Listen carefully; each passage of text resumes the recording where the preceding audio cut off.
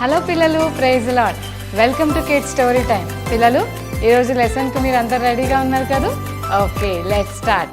పిల్లలు, ఒక ఊరిలో ఒక బార్బర్ షాప్ ఉంది పిల్లలు, అంటే కటింగ్ షాప్. అయితే ఆ కటింగ్ షాప్కి ఒక అంకుల్ కటింగ్ చేయించుకోవడానికి వెళ్ళాడు. ఆ అంకుల్ పేరు సురేష్.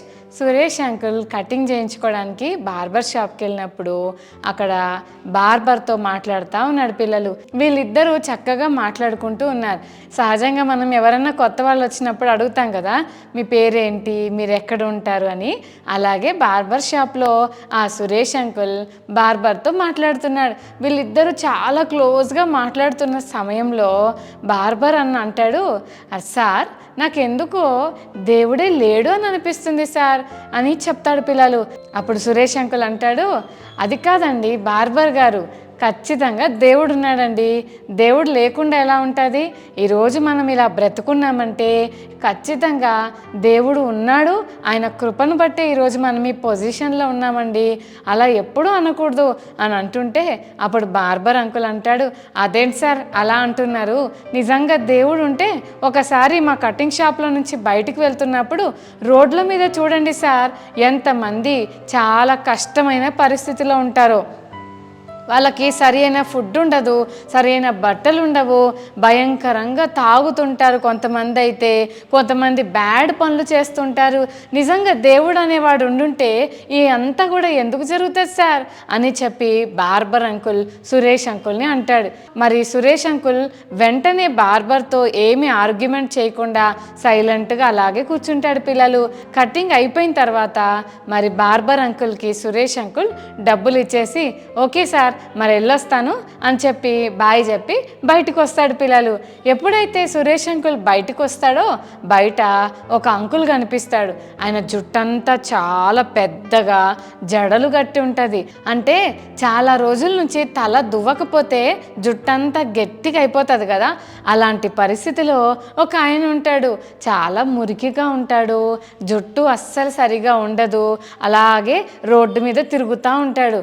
అప్పుడు ఆ వ్యక్తిని సురేష్ అంకుల్ చూసి పరిగెత్తుకుంటూ వచ్చి కటింగ్ షాప్ అంకుల్తో అంటాడు, బార్బర్ గారు మీకు మాట చెప్పనా, అసలు మన లోకంలో బార్బర్సే లేరు అని అంటాడు పిల్లలు. అదేంటండి అలా అంటున్నారు?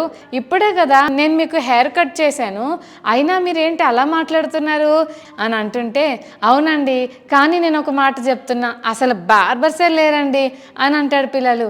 అసలు ఈ విషయం అతనికి బార్బర్కి అర్థం కాదు. అదేంటి, షాప్కి వచ్చాడు ఇందాకే, నేనే ఇతని హెయిర్ కట్ చేశాను, డబ్బులు కూడా ఇచ్చాడు, నేను తీసుకున్నాను కదా, అదేంటి అలా మాట్లాడుతున్నాడు అని ఆలోచిస్తుంటే అప్పుడు సురేష్ అంకుల్ అంటాడు, అవునండి ఒక్కసారి ఇలా రండి మీకు ఒకటి చూపిస్తాను అని చెప్పి బయటికి తీసుకెళ్తాడు. బయటికి తీసుకెళ్ళి, చూసారా బార్బర్ అనేవాడు ఉండుంటే ఇతని జుట్టు ఎందుకు ఇలా ఉంటుంది, ఇతని జుట్టు చూసారా ఎలా అయిపోయిందో, అందుకేనండి దేశంలో ఎంతమంది కటింగ్ చేయించుకోకుండా జుట్లన్నీ ఇలా తయారు చేసుకొని ఉన్నారు, అందుకేనండి బార్బర్సే లేరండి మన దేశంలో అని అంటాడు పిల్లలు.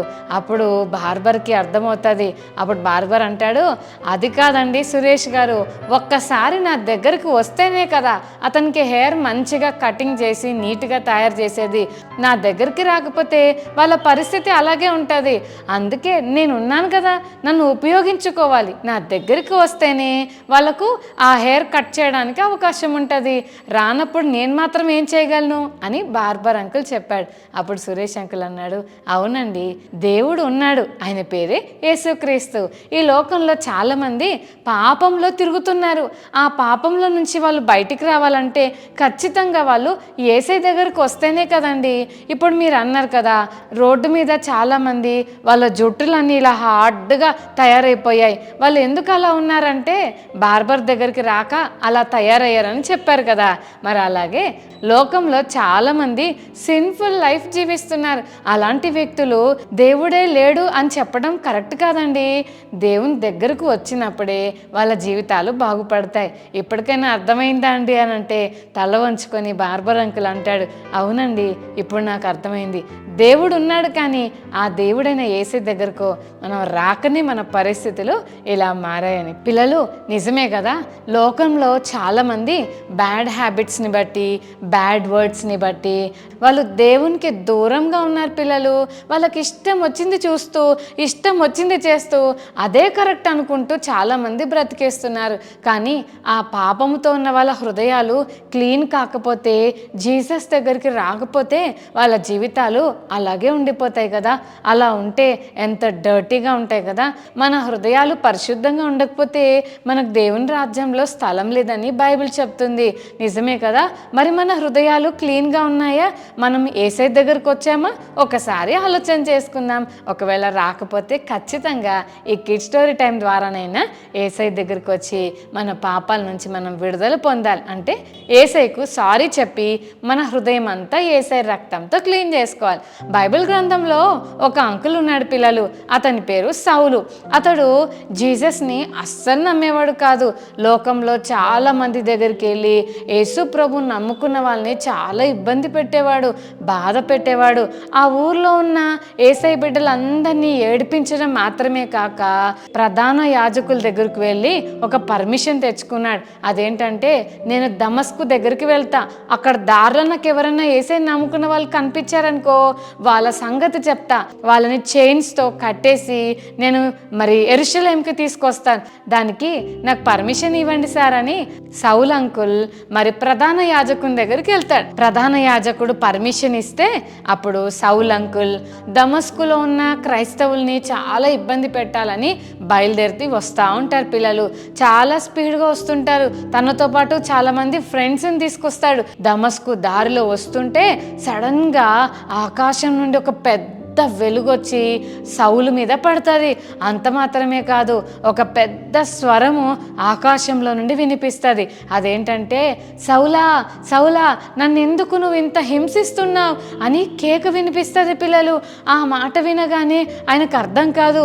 ఆ గుర్రం మీద నుంచి కింద పడిపోయి అక్కడి నుంచి ఇలా చూస్తామంటే కళ్ళకి కనిపించట్లేదు. నీవెవరివి ప్రవ్వా అని అడుగుతాడు పిల్లలు. అప్పుడు యేసయ్య అంటాడు, నీవు హింసిస్తున్న యేసును అని చెప్తాడు పిల్లలు. అయ్యో, నేను నిజంగా నిన్ను హింసిస్తున్నానా? అంటే నీ పిల్లల్ని బాధ పెడితే నిన్ను బాధ పెట్టినట్ట అని అలాగే వింటూ ఉంటాడు పిల్లలు. అలా వింటున్నప్పుడు దేవుడు అంటాడు, ఇక్కడ నుంచి నువ్వు లేచి తిన్ననిది అంటే స్ట్రీట్ అనబడే ప్లేస్కు నువ్వు వెళ్ళు. అక్కడ ఒక ఇంట్లో నువ్వు ఉంటే నెక్స్ట్ నువ్వేం చేయాలో నేను నీకు అక్కడ చెప్తాను. నా కోసం నువ్వు ఎంతో కష్టపడాలి. ఇంతవరకు నీ లైఫ్ని నీ కోసం జీవించావు. ఇప్పుడు నువ్వు ఎవరో దేవుడువో తెలుసుకున్నావు కనుక ఇప్పుడు ఇక్కడి నుంచి నువ్వు నా కోసం జీవించాలి అని దేవుడు సౌలుతో మాట్లాడాడు. అప్పుడు వెంటనే సౌలు గుడ్డివాడిగా తన కళ్ళు కనపడకపోయేసరికి, ప్లీజ్ నన్ను ఎవరైనా తిన్ననిది అనబడిన స్ట్రీట్కి తీసుకెళ్ళండి అని చెప్పి చుట్టుపక్కల ఉన్న ఫ్రెండ్స్ హెల్ప్ తీసుకొని మొత్తానికి స్ట్రీట్కి వెళ్తాడు పిల్లలు. అక్కడ ఒక ఇంట్లో ఉంటాడు. 3 days ఉపవాసం ఉండి అన్నం తినకుండా ఏమి తినకుండా ఏడుస్తూ ప్రార్థన చేస్తుంటాడు. నిజమే ప్రభువా, నేను నిన్ను నమ్మలేదయ్యా, అసలు నువ్వు లేవనుకున్నానేసయ్యా, నువ్వు నిజమైన దేవుడో కాదనుకున్నాను. ఆకాశం తెరిచి నువ్వు మాట్లాడినప్పుడు అప్పుడు నీ వాయిస్ని నేను మరి తెలుసుకున్నాను. నన్ను క్షమించు, నేను నమ్మలేదు ప్రభువా, నేను నమ్ముకున్న వాళ్ళని నేను చాలా ఇబ్బంది పెట్టాను ప్రభువా అని సౌల్ అంకుల్ మరి దేవుని సన్నిధిలో ప్రార్థిస్తున్నప్పుడు అననీయ అనే ఒక అంకుల్ని 3rd రోజున మరి పిలిచి అననీయతో మాట్లాడతాడు. అననీయ, తిన్నని తనబడిన వీధిలో సౌలు అనే ఒక వ్యక్తి ప్రార్థన చేస్తున్నాడు, నువ్వు వెళ్ళి అతని కొరకు ప్రార్థన చెయ్యి అని చెప్తాడు పిల్లలు. అననీయ అంకుల్కి అయితే భయం అవుతుంది. ప్రభువా, నీకు తెలుసా దమస్కులో ఉన్న క్రైస్తవుల్ని ఇబ్బంది పెట్టడానికి సౌలు వచ్చాడన్న విషయం నీకు తెలుసా ప్రభువా అని అడుగుతుంటే, నాకు తెలుసు, కానీ నువ్వు లేచి వెళ్ళు, అతడు ప్రార్థన చేస్తున్నాడు, నువ్వు వెళ్ళి ఆయన కొరకు ప్రేయర్ చేయి అని చెప్పాడు పిల్లలు. కష్టమైన దేవుడు చెప్పిన మాటకు అన్ని అంకులు లోబడి మరి సౌలు దగ్గరికి వెళ్తాడు. వెళ్ళగానే, సౌలా నా సహోదరుడా, మై బ్రదర్ అని పిలుస్తాడు పిల్లలు. నిజంగా దేవుని చిత్తానికి ఎంత లోబడ్డాడు కదా. కొన్నిసార్లు మనకి ఏదైనా కష్టమైంది అనుకోండి, నేను చెయ్యను మమ్మీ, నాకు ఇష్టం లేదు మమ్మీ, నేను పోను మమ్మీ, నేను దోస్తుకు చెప్పను మమ్మీ, నేను సారీ చెప్పను మమ్మీ అని మొండికేస్తుంటారు. నాకు నచ్చదు, నేను చెయ్యను అనుకుంటాం కదా.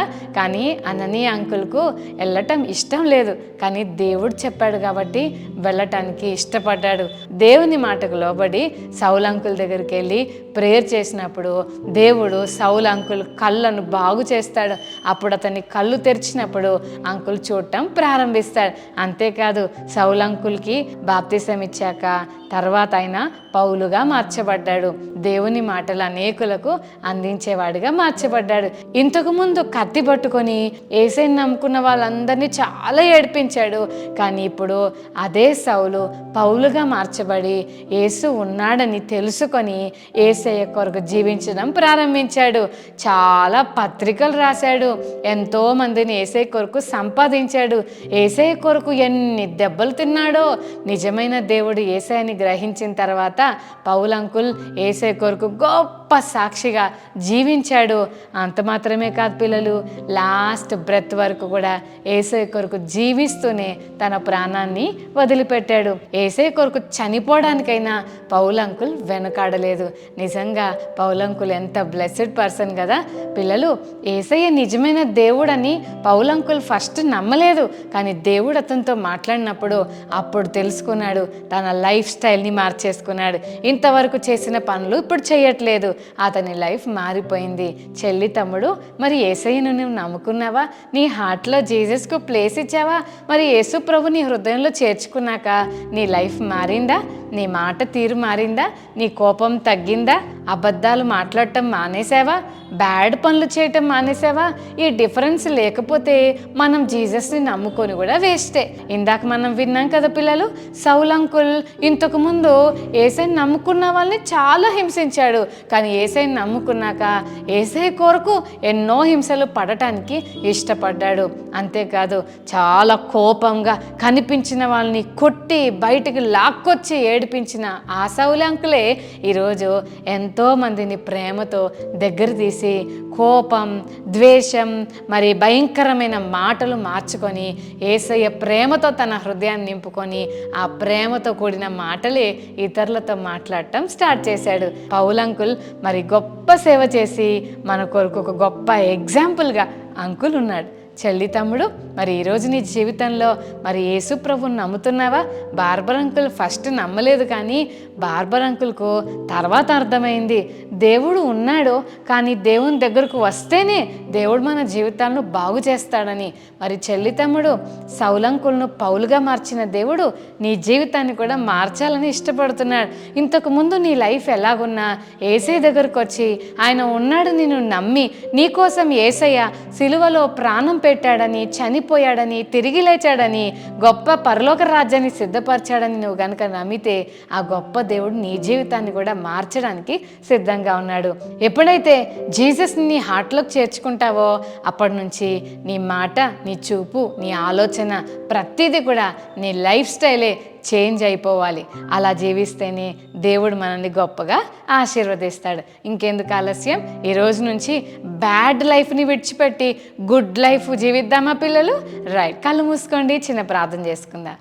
ప్రేమగల తండ్రి, మీకు వందనాలు ప్రభువా. ఈరోజు కిడ్ స్టోరీ టైం ద్వారా మీరు మాతో మాట్లాడిన ప్రతి మాటను బట్టి నీకు వందనాలు. బార్బర్ అంకుల్ మొదట దేవుడు ఉన్నాడని నమ్మలేదు, నీ దగ్గరకు వస్తేనే తప్ప ఎవరి జీవితాలు బాగుపడలేవని తర్వాత అర్థమైంది. సౌలు అంకుల్ కూడా నిన్ను నమ్మలేదు, కానీ తర్వాత నీవు ఎప్పుడైతే సౌలు అంకుల్ని దర్శించావో అప్పుడు తెలుసుకున్నాడు, తన జీవితాన్ని మార్చుకున్నాడు. సౌలు అంకుల్ ఇంతకుముందు ఉన్న జీవితం కాదు, కానీ ఒక కొత్త జీవితాన్ని అతడు జీవించడం ప్రారంభించాడు. ఈరోజు కిడ్ స్టోరీ టైం వింటున్న ప్రతి చెల్లి తమ్ముడు జీవితాల్లో కూడా వారి హృదయాల్లో ఉన్న ప్రతి పాపాన్ని తీసివేసి నీ పరిశుద్ధ రక్తంతో వారి జీవితాలను కడిగి ఒక కొత్త లైఫ్ మా అందరికీ మీరు అనుగ్రహించమని, మేము మాట్లాడుతున్న మాటలు, మా చూపు, మా వినికిడి అన్ని విషయాల్లో మార్పు చెంది నీకు ఇష్టమైన బిడ్డలుగా జీవించే కృపనిమ్మని యేసు నామమున వేడుకొని ప్రార్థిస్తున్నాను తండ్రి, ఆమేన్.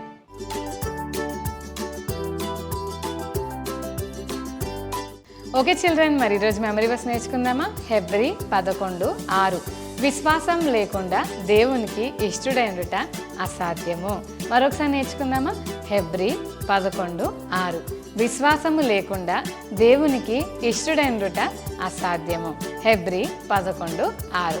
Hebrews 11:6. Okay children, God bless you.